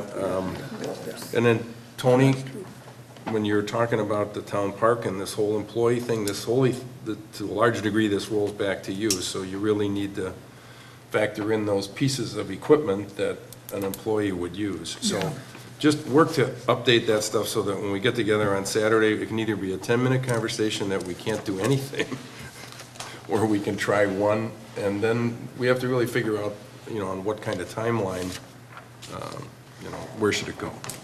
So enough of that for now. We've got a date, so we're good to go. There was one that I might have to add to it too, is, you know, there might be some cost updating the comprehensive plan over the years. And we So- do have some money in there. You can put that on Yep. there. And we do have some money, like 15,000, I think. Isn't that what we have? 12,500 or something. Which I think would cover it, but Yep. I don't Okay. know for how many years, so. All right. Well, and you can add that and give that to Amy. Okay. So bring our ideas. Zoning update. I don't know how much of, I think you all know that Gundrums, excuse me, I'm not gonna get that correct, Gundrum, pulled their petition for the conditional use. yes. They did that a couple days after our meeting. One of the few that have been pulled this year, and I think it also made the newspaper. In fact, I gave you a copy of the clipping on there, and one of the changes one of the representatives is trying to do, which is to disallow neighbors to have input on conditional use with the not in my backyard. So read the article, it's kind of an interesting perspective on it. So I just wanted to make sure that you had that information. As a result of the phone calls that I got after we reversed ourselves more or less on their petition for the conditional use, I called Mariah and talked to her a little bit about my understanding of where our options were with respect to different things that come before our board. And I was operating under a misunderstanding in terms of when we have an opportunity to reject what's happening. So she clarified that for me, and there's some articles in your packet.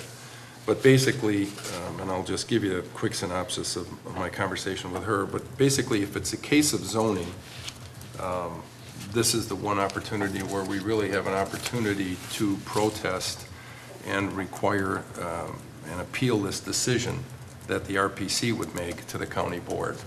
So had we, in this case, said no to the change in zoning, and the RPC theoretically would have said, yes, we're going to overrule your recommendation, we would then take it to the full county board, and the full county board would then hear this and choose a decision either to deny the application or to modify the application if there's room to modify it, if there's another choice to select. So in the case of a zoning change, we do have an option that is to throw a wrench in the works, so to speak. In order to do that, we would need to do a resolution as a town board and send it in within 10 days of the time that their hearing has occurred. We could ask for an extension. The other thing that was interesting, and I was unaware of this, is that citizens have the right to appeal if they are an adjoining property owner with 50%, if they share 50% of the border. So had one of those neighbors come forward earlier in the process and had bordered 50%, they alone would have had the right to appeal a decision had it been approved by the RPC and they disagreed with it. I think the lesson from this whole situation is that if we get another situation like this coming back, I think we're going to take it upon ourselves to notify all the adjoining property owners through the mail or telephone call so that this does not recreate itself. We can get the list from the planning department or we can pull it ourselves. But John, if something comes up, and we're going to take the next step to make sure we get there. So you want to mail out every person that is attached to the property? Basically, if we have, I want to make sure that somebody is aware of what's going on. Right now, they only notify within 300 feet. So, I mean, I think we could notify the people that there is a hearing on this thing, and we send out a letter and just let them know. If they choose not to come, there's no excuse. Well, yeah, because we did get blindsided. Right, and I don't think, for whatever reason, I think we'll just take the onus on to notify the people and say, hey, here's what's going on. For example, with Whitefish Bay Creek, I sent a letter from the town to the people that live down there to tell them the expectation of what's happening on the roadway down there. I don't even know if we probably did include it in the packet, but just to try and inform people. You got to clarify it. Either it's got to be touching or it's got to be 300 feet. I mean, you got to, I think you should use the same parameters that zoning uses, otherwise we can't be setting our own parameters. It's contiguous, it's within 300 feet, 500 feet. Exactly. I think we should follow the zoning parameters. Well, 300 feet, it used to be a lot more than that. They've changed their parameter, they've shrunk it down. I remember. But Mariah said too that 300 feet is just courtesy. They do not have to do that. I agree, and what I'm Like trying to Linda's avoid. saying is we should stay the same. Well, if it's a parameters courtesy, then we should set our own. I mean, if it's gonna be adjoining, what's it cost us? I mean, I just don't wanna be in a position where, we have a room full of neighbors that for their own ignorance, and that may not be accurate, but choose not to come until after the fact, and then we're the ones that sit here now trying to protect their interests. So But if we don't use the same parameters that the county uses, and we get it first, and say we go 1,000 feet, we could stir up a hornet's nest and then send it to them. And then you're kind of setting like unwritten policy. Well, gee, in that instance, you mailed it out to people within 500 feet. Right. This one, you only mailed it out to 300 feet. Well, I think it should be exactly the same as the county. If that's what they do, 300 feet, 300 feet. As the supervisor. I don't know. But the long and the short of it is, we as a town should do it, rather than waiting for the county. That's what we're Right. talking about, Right. Tony. we agree with that, it's just a matter of, what's the, What do we do, adjoining property owners or not? The one thing is you, like in that case there, if you would have told you adjoining, we mail out just the adjoining property owners, they call a lot of people. You know what I mean? Yep. Normally, I mean, you know, the adjoining ones will call. There were people that were 3 miles away were writing letters. Yeah, we had people that were But yeah, but I distant. think Linda's right, find out what the county does and follow theirs and send it to that, you know. Well, we'll try the county approach and see what happens the next time one crops up and, you know, get the impact of it there. And Then is you this should going do to that be- on everyone. Is this Yeah, going to be I- conditional use permits, zoning amendments, You know. everything that comes before the Well, planning zoning, commission? not zoning amendments, but zoning changes, yes. Well, things that Gunn's direct- was an initial zoning Zoning amendment. change. Right, And well, then it morphed into the conditional use, so. right, but it was a zoning change specific to us, whereas a zoning amendment could be countywide. Right? Yeah. Well, it was a zoning amendment But, because it was Yeah. countywide. Okay, I was just trying to get away from having to notify everybody and their brother, but if it's. You're opening up a can of worms right here, so. Well, You gotta the just can of notify worms- everybody. Can of worms was opened up Well, a few yeah, weeks ago. exactly, so- I'm just trying to give us the You can't right do it to- for some and not for others. I mean, every little thing is gonna, Well, for instance, like Kirscher wanted to add dormers to his existing cottage. Okay. So, if you're going to do it for zoning amendment, that would have been a conditional use, so you're gonna notify the neighbors on that too. Yeah, so then you'll have to do it on One for everybody. all for one, Yeah, so I everybody mean, I gets think- uniform. Okay. I think it's the correct way to go to eliminate a situation like we just had, and I don't think, you know, for the 50 cents or whatever, I mean, I think it's a good investment. Okay. It's an investment being forced on us because nobody wants to follow the rules or play by the rules, put it that way. Well, yeah. If everybody would come honestly and say exactly what they want and what they intend, we wouldn't have a problem. Well, I But don't when disagree you with come that. in and, you know, Well, they wanna, came in the first time and they intended to build a winery with a farmer's market. They just didn't give us the presentation of the full-scale thing, and the mailings had not went out. And none of the neighbors objected at the first meeting. So, you know, if you hear nothing from the neighbors objecting, then you put it through and. the neighbors all claimed that they were not notified about that first meeting though. Well, see, I don't know. So, you know, I this don't know is about a- that. Everyone that I talked to, I got called Thursday night before our town board meeting by like a dozen people. They said they never heard about it till that Thursday. They never got a letter or anything about any of it. So, It was legally published and noticed in the paper.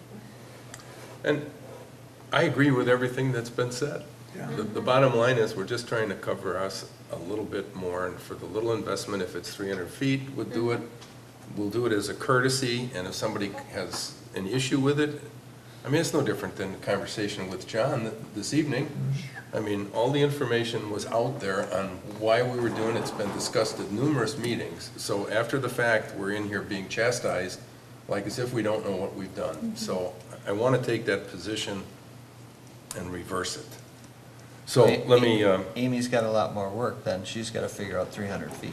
well, she can get the list from Oh, the planning. county. Will give Okay. us the list, and then we can do a couple, you know, checks through the GIS system and see what's up. Mr. Chairman, What? if I may, on the county's website, all you have to do is invoke the buffer function, say how many feet around what property, it gives you all the names, Right. addresses right there. We can print out mailing labels for you. Great. It's a very simple process, it's available to the public. Okay, and then the last thing, as it relates to the conditional use permit, I was contacted by their people, and they wanted to meet to discuss how they could reapply and what things that we wanted to do. I talked to John about it, and I declined to do that. I told him why. And it is anticipated that they will reapply. If, and this is a little nit, but if they decide that they want to reapply to go to the RPC with no changes whatsoever, they will allow that to happen, to reschedule with the RPC, and we will not have any further opportunity officially to give any further input. We could go to the meeting and voice our concern, or we could send a second letter. If they reapply and anything is changed, literally, if they capitalize a word, then it'll go back through the 28-day process, it'll come back to the town, and you'll start the whole project from scratch. But if they don't change anything, Right. then our old recommendation would flow to the RPC. I would Right, think. and what they are saying is that you would have an opportunity again before the hearing to voice it again if you want, just for emphasis. Yeah, but So- if they change one thing, then it starts a whole new ball. Correct, it starts Okay. the whole game over. So I anticipate, based on the conversation, that we will be approached again, and then, we're gonna have to look at the property and the request on many of the things that we didn't discuss the first go-round, because we had so many other issues. Yeah. So, anyway, I just wanted to share that with you. Yes? One question, Mr. Chairman. So, our note from Mariah here with, section 59.69 addresses zoning amendments Right, and our right to appeal or Right. petition. correct. If the RPC should grant and we disagree. Right. But it does not address, conditional use permits. Can a municipality Yes, we can appeal the RPC. appeal a conditional use permit? We Yes, can. we can. 'Cause I'm sorry, I didn't verbalized that. see- Yeah, I didn't. Yeah, it's in my notes, but yes, we can. So That's, it works for CUP too. yep, but the process is extremely defined for zoning to the extent that a neighbor with 50%. And what Mariah did here was she just pulled out specific sections of the statutes, so it's not everything, and so you can reference that as a document. So, road work. Quickly on Jorns Road and Whitefish Bay, Jorns has had the shoulders done. They were gonna go out there in the next week, try and get it, week to 10 days to get it paved. Whitefish Bay, they have created a ditch on the side of the road to channel it towards HH. The section of the road, 150-some feet, have been pulverized, and they will go out and hopefully get that done in the next They're- week to 10 days. Don't intend to put a culvert in there now? No, they believe that I don't know if you've seen it or not, but they ditched it. They think that would resolve our issues. They think that once they get that water directionally down there, that they are not gonna do it. So, When are they gonna pulverize Whitefish Bay Road? the section Just that this needed little repair, section by the just towers. west of HH. By the towers. Oh, so they're not gonna, I thought from Bellamy out to Nelson, they're gonna pulverize too. Oh, yeah, we're talking about, these are towns. Oh, Town yeah, roads. that's County T. The county's gonna do Whitefish Bay. Was supposed to start today, so probably start tomorrow. So then the bikers will have to run over that gravel. No, that'll be, he plans on trying to turn that around within 2 Well, they'll come off weeks. of Nelson and, Right. okay. Swing around. Okay, so that takes care of that. Oh, and they're also fixing the one on Country View where we have the rock crevice. And then on to Bluff Road. I threw some pictures in here. Chuck and I were out there. I've been out there a couple times. I talked to the neighbor.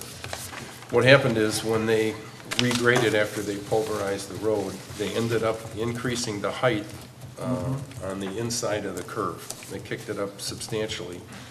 And these pictures probably don't show it as much as they could because it's a fairly fast and sharp drop-off.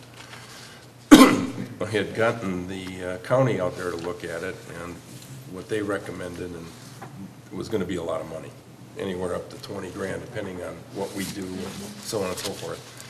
So I contacted Northeast Asphalt. They met Chuck and I out there last week one day, and what they're going to do is they're gonna bring a grader back in here and grade off the slope and reduce the shoulder down from some places as much as 3 feet wide down to approximately a foot. Fill that gravel back in down towards that ditch line that you see in the first picture.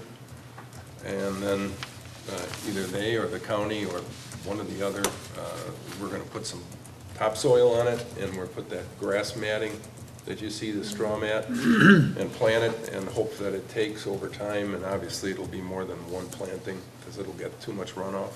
How much this cost? Northeast will take care of the grading and stuff, but I don't know on the rest. So, yeah, go ahead. My suggestion would be to fill in the ditch a little bit.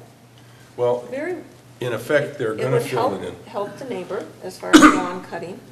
Right. And I think the grass, once it got established, that is, I agree, that is a very steep ditch. I drive past it every day, but Yeah, and by taking the gravel, they're gonna push it back down into that slope. So this, at some points on those, there's over 3 feet. And so they're gonna grade it in, push it down into here, so it's a gradual slope. And then well, we'll put, that would be better. yeah, that's what, Right. so that's what the Otherwise- plan is, and. So if you run off the road, you might have a chance to come back if it's graded Well, out. it's This you way can- you have no chance. The You're picture going doesn't down. You're right really, on rock- the you're picture right on doesn't rock do bed justice to the slope there. That ditch is about 45 degrees. Oh, I believe that. I mean, it is steep, and it's deep. You can see it on You're this one a standing lot down at the better. bottom of it, it's over 7 feet to the road. And I did talk to Lee It Bacon. is down to bedrock, Right. and filling it in would definitely help, but I think it could create a problem down the road, because when that ditch flows in the spring, there can be as much as 3 feet of water in there. I mean, it runs like a river, so whatever you put in there is going to wind up down on the bay shore, plugging up the culverts. And probably some supervisor's yard would get filled with that. So at any rate, they're gonna do that next week, I think, is what they're expecting to do, and make some changes. And I talked to Mr. Bacon and informed him what we were doing, and I think we're okay there, and so that should take care of that for the moment. So, we have good news, we have no new business, but enough old business. Okay, we have a resolution to bring back that we talked about last month. Chuck, you want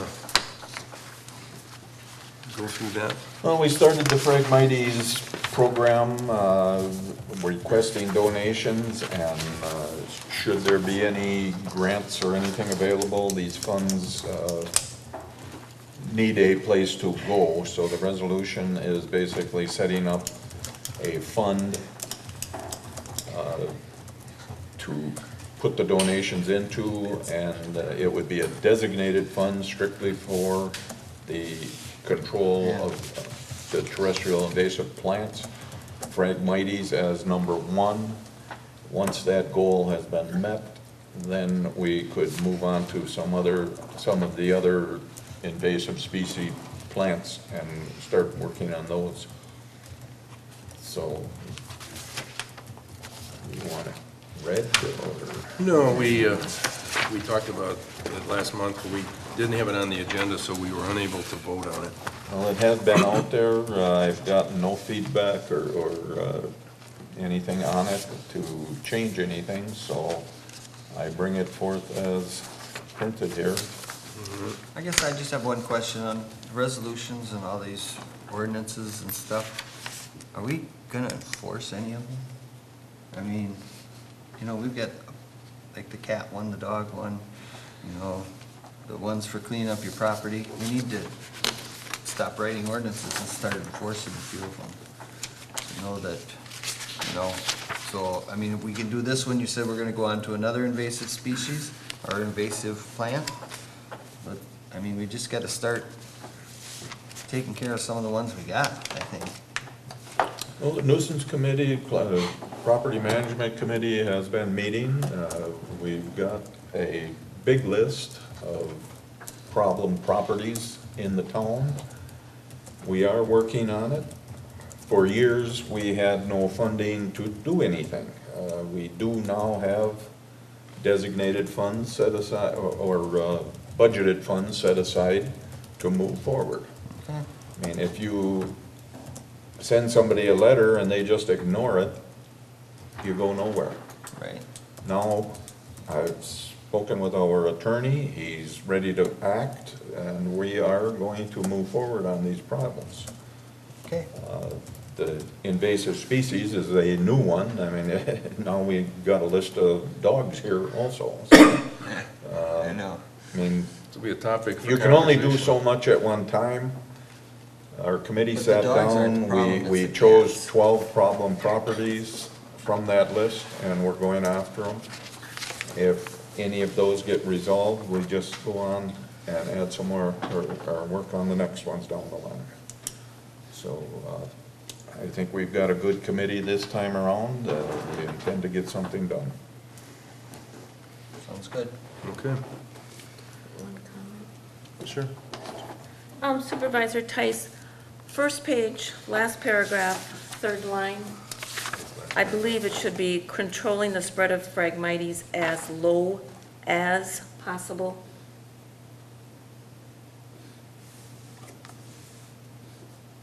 Third line, last paragraph, first page. I think we're just missing a word. As low as possible, I see the or not.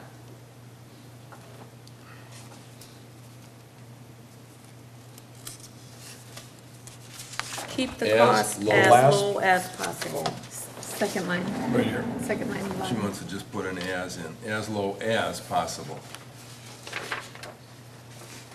Controlling the spread of Phragmites as Okay. low as possible. And then one further comment. You promised only one. I Okay. know, I'm sorry. On the agenda then, I mean, we specifically brought this back because it was not an action item on the agenda. So maybe if we do know the ordinance and/or resolution, like for instance, under number 12 here, we should Right. be listing that resolution. So Oh, you mean any on the peop- agenda. Yeah, I if got you. anybody did have comments on Phragmites or whatever is in the Yeah. resolution, they would. be The aware. actual Yeah. resolution, okay. Duly noted. Thank you. Okay, with that in mind, did we want to pass the resolution? Well, is it an action thing though? It doesn't say action. No, it doesn't say action. On number 12, it doesn't say action. Oh, you know what? It doesn't say action. Yeah, it should say Okay. discussion/action. Action. We can make any changes and make it come back. new business says we go. discussion action, and then it lists the new business. It's all right. We'll tell you what, we'll add the word as. We'll put it on there with resolution number 2, 2017 TB, Phragmites, invasive species, invasive plants. And you won't even have to read it next month, you just have to act on it. Just say Okay. as. So we'll bring it back. We'll leave it at that. Too many, Note to the clerk, I believe it needs a voting box on it too, right? Not a Not a resolution, resolution. an ordinance Ordinance, does. yes. ordinance Resolution, does, no. yeah. Okay, so we can skip that. So we've got 2 out of 3 and 1 skip. Next one. All right, financial reports. Let's see here. You have the typical financial reports for our beginning balances for the period through July 31st. You have the transaction list by date. You have the budget versus actual as amended January through July 2017. And, boy, I was looking at that. The players, we're going to have to relook at town park income when it comes to budgets.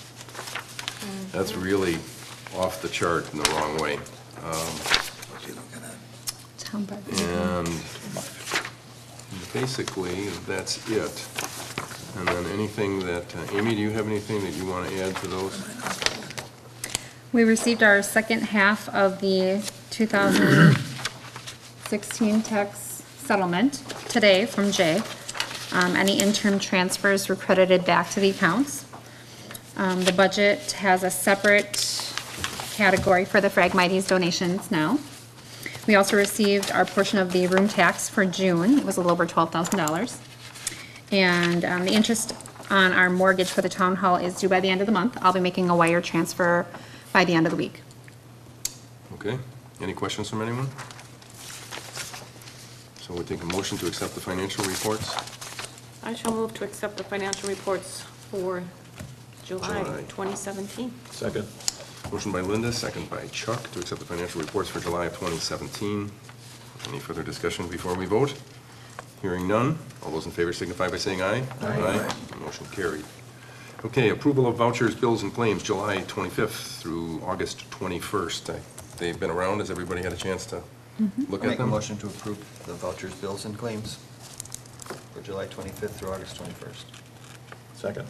Motion. Sorry, I lost me. Motion by John, second by Chuck. Sorry, John. I lost my, had a brain moment there. Motion by John, second by Chuck? Yep. All right, motion by John, second by Chuck for approval of vouchers, bills, and claims for July 25th through August 21st, 2017. All those in favor signify by saying aye. Aye. Aye. Opposed? Just for a change, no. Motion carries. Okay, any oral committee reports, commission minutes, et cetera? We have Property Management Committee meeting. This was an interesting read, November 20th to 14th. So we're on top of this now, because now we have one dated July 26, 2017. So it's moved up in a significant period of time. Do we have anyone with any oral committee reports? Hearing none, we will accept the minutes of the Property Committee and put those on file. All right. Licenses and permits. Boy, this is a big month for storage buildings, I can tell you that. 3 storage buildings, 1 house. Very low activity. You also have the safe built report there. And safe build inspections permits for July. And that's basically that. No one has any questions. And then we had applications for temporary Class B licenses. Amy, you want to talk to those 3, please? We had a application for the St. Pierre and Paul Fish Boil. That was August 6, 2017. That was granted. We also had application for the 35th Annual Valmy Threshery on this past weekend, August 18th through the 20th, 2017. That was granted. And we also have coming up the Sevastopol Alumni Benefit Class Tournament, September 2nd and the 3rd. Okay. Thank you very much. Was that one granted too? It is. What is this? This is new paperwork on these now? We used to get the slip, now we get the seal. Oh, different Kinda form. Just for our information. Oh, kind of nice, I like it that way. Is District 14 Supervisor Linda Wade here? Excuse me. Would you like to do your county board report? Sure, the York County Board of Supervisors meets tomorrow morning, Tuesday, at 9 a.m. at the Government Center on Nebraska Street. Departments and department heads are busy putting together their 2018 budget numbers to submit to the supervisors later this fall. If you've read the newspaper or listened to the radio, our K-9 unit, our new K-9 Gent, J-E-N-T, has arrived via, I think he started in Holland to Germany, then to the East Coast, and then he was in actually Brown County, Green Bay for a little bit. And right now, he and Deputy Tussle are in Menominee, Michigan for some preliminary training, and then they'll be heading off to New Mexico for intense training. So the dog and the deputy go to New Mexico Wow. for intense training. What is this dog gonna do? Is he just protection, or is he gonna? Chase drug- chase drug- cats. no, Well, drug enforcement, I'm sure he'll work with the DARE program. Okay. No bombs or anything, just drugs? I don't know if he's gonna be a bomb sniffing dog. I would imagine that would I be don't know how included in the that could go training. with that. Yeah. Okay. And let's see, the alarm system at the Justice Center was on the fritz, so that's being repaired. And the senior center and the new EMS building, there was some unexpected expenditures for, or coming up for audio and visual equipment. And that's about it. Okay, Thank you. thank you. Any questions before we move on, Linda? All right, so correspondence, probably the most significant one in there is the statement of change in equalized values. We had an idea when Ryan was here during the board of review that we were going to see a change, but boy, that change grew a lot. I think we were thinking it was 12 million, now it's up to 18, so that will definitely have an impact on what we do in October. And in a conversation earlier, Linda said she's going to go to the school board meeting tomorrow, just try and figure out maybe where they're heading. But could make for an interesting budget workshop, which, by the way, we have to pick a date for. Also, you have grants are available from Wisconsin Coastal Management, announcement of that, the fire report from the city. There's 2 of them. And I think this actually should go back to the park board, the approval for the turkey trot. Typically, they went to the park board first, Linda, did not? Yeah, I told Amy, I didn't know when we were gonna have a meeting, so I said, they've been doing it for how many years? I said, just. Okay.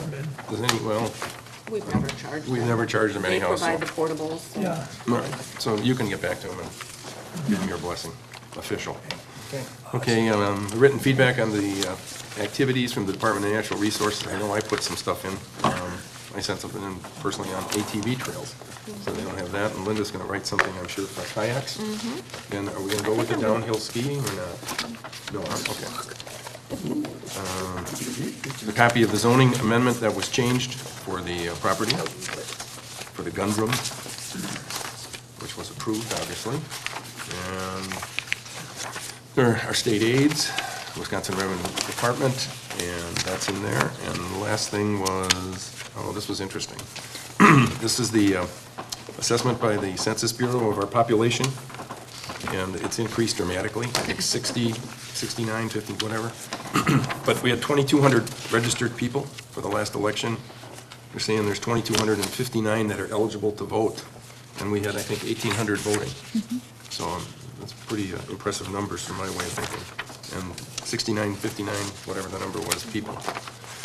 So that consumes everything under correspondence. Before I do the announcements, and we need to talk about budget workshop, something in October. I should let John lead the discussion. It always ends up there every year. Yeah, I know. I don't know exactly. Uh-oh, here we go. So, I'll have to find out for sure when we're going on vacation and let you know.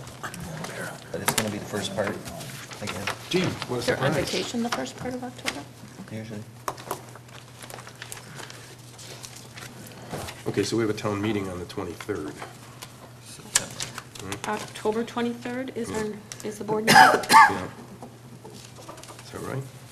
Yes, that's right. That's the That's fourth. the fourth. Oh, no. 16th. Six Should be the why is it- 16th. That's why is it good, on- because the 23rd it might be. I was just looking at that. Why didn't my computer pick that up? Thank you for the correction. October 16th. 16th, yeah. is town I board. don't know why it came up on mine the wrong way.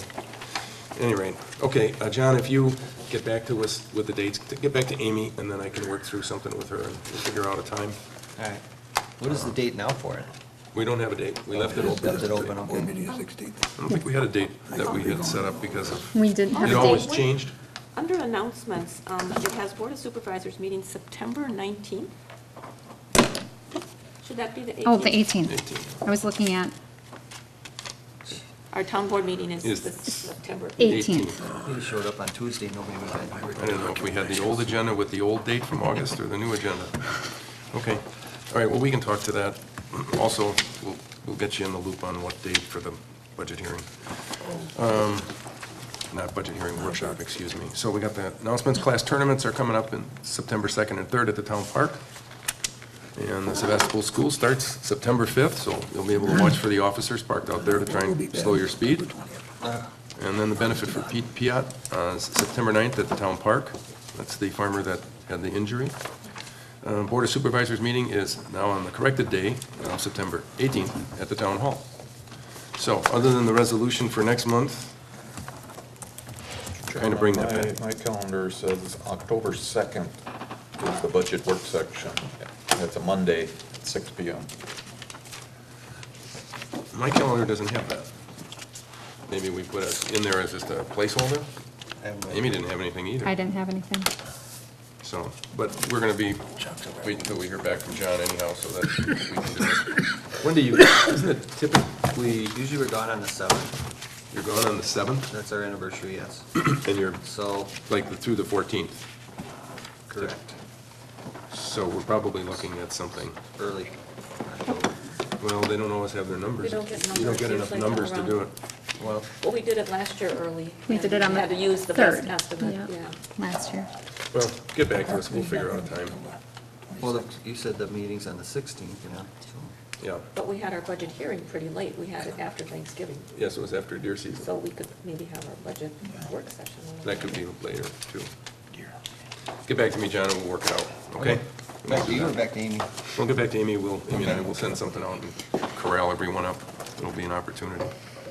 Okay, so the resolution for next month, was there anything else that anybody wanted to bring back? All right. Hearing nothing else, I'll make a motion to adjourn. John wants to make a motion to adjourn, I shall second that and motion. Linda wants to adjourn as well, a second.